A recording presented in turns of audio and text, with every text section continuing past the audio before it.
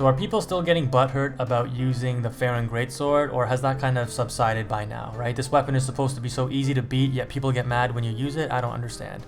Anyways, I did promise that I would go back to this weapon and talk about it, and what better way to do it than in a first to 10 or a best of 10. I don't know why I keep calling it first to 10, but a best of 10 series where I play 10 matches uncut and just show you guys how good the weapon is. Now, unfortunately, ever since patch 1.08, there has been some summoning problems for me and other people that I've talked to.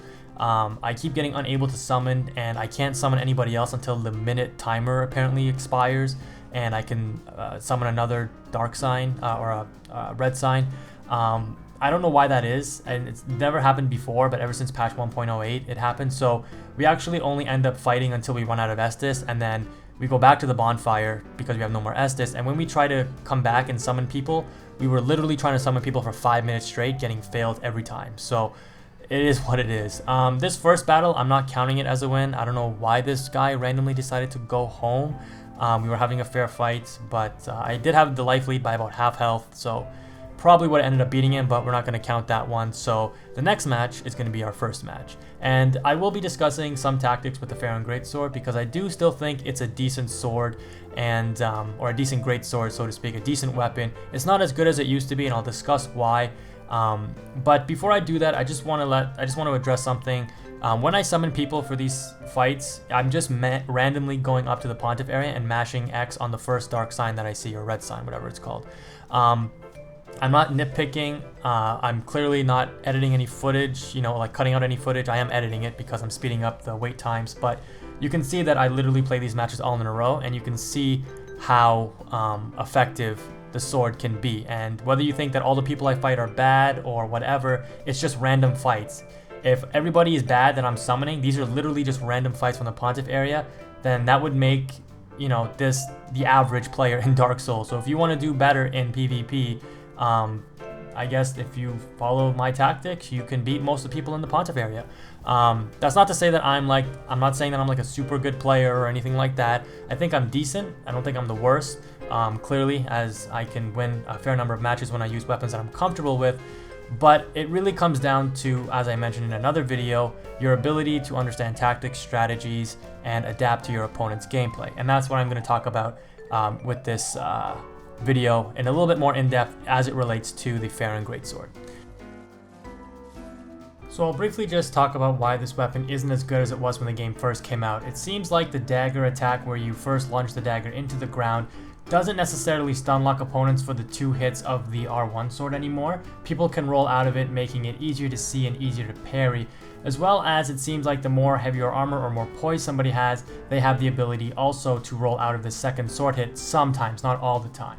But spacing in Dark Souls is so important, kind of understanding the range of weapons, knowing where you need to be, being reactive to some degree, like going up in an enemy's face, kind of not doing anything. There I attempted to parry and failed, and then I tried to mix it up, and of course the guy ends up parrying. If I would have just did a normal L1, I actually would have probably hit him because the L1 is a little bit more delayed. But it's not over, this fight, and there is something you can do to come back, because anytime you have a weapon that can deal some decent combo damage, all it takes is 1 or 2 decent trades, and we still have our Tears of Denial active. So here you see me go in, and the opponent thought he could punish me. He hits me once, but we ended up comboing him for over half his life.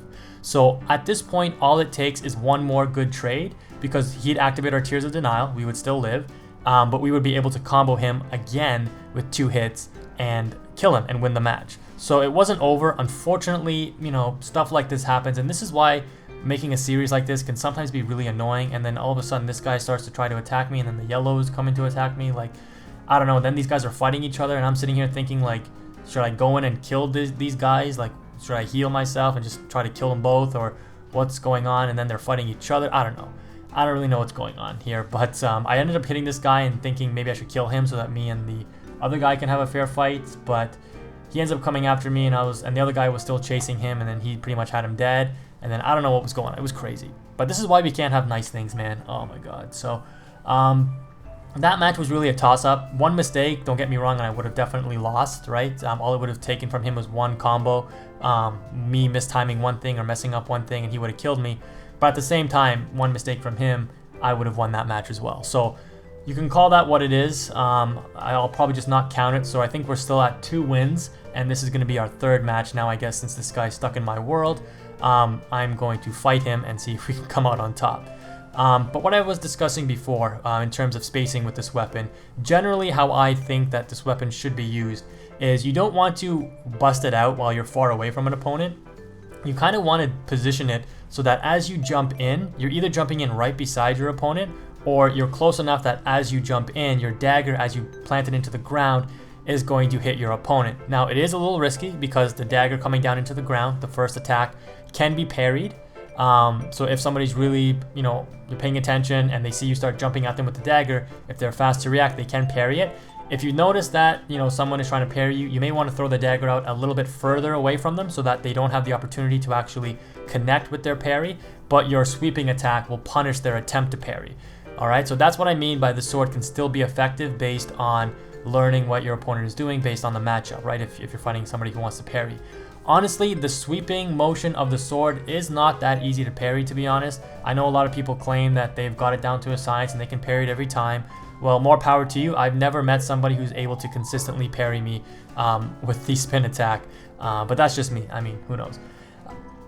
The sword, it doesn't do as much damage as other ultra great swords, but where it shines really is its ability to catch rolls and really cover that 360 degrees worth of area. Enemies have to really roll away from you twice, leaving you more or less safe if you do just the 2 L1s. And as you can see there, you can catch rolls when enemies try to angle their rolls and stuff. If they're not constantly rolling and trying to roll away from you, you're going to catch them. So either they're going to try to punish you and you're going to catch them, or they have to roll outside of a space where they can't punish you and you're safe anyways. And that's what makes the L1 attack of the Farron Greatsword so good. Don't get me wrong, yes, it can still be parried. It can easily be spaced out, which in my opinion is the better way to approach fighting this sword, because if you can just stay outside of the range of it, which you've seen me do as I fought it in another match, and actually, oddly enough, I didn't even run into this sword in like the past 2 days, and all of a sudden when I started using it, I randomly ran into 2 people cosplaying as the Abyss Watcher. I thought this guy was the same guy at first, so I wasn't going to count this match, but then I realized when I went back and watched the video, it was a different guy, and I just thought, wow, really 2 different people using the Farron Greatsword still? Because it's not really a weapon you see anymore, right? So I guess people aren't really so butthurt about it. Anyways, what you're going to see me do in this match is, again, just space out the attack. I'm not going to try to parry him all too much. I think I do go for it once, but you see that when he deploys his L1, that he does it far away from me and he tries to jump in, I can see it and just space it out, wait to punish him, go in for my attack. I tried to parry him there. Obviously, it didn't work. I tried to parry the dagger, but he ended up catching us and we paid the price for it.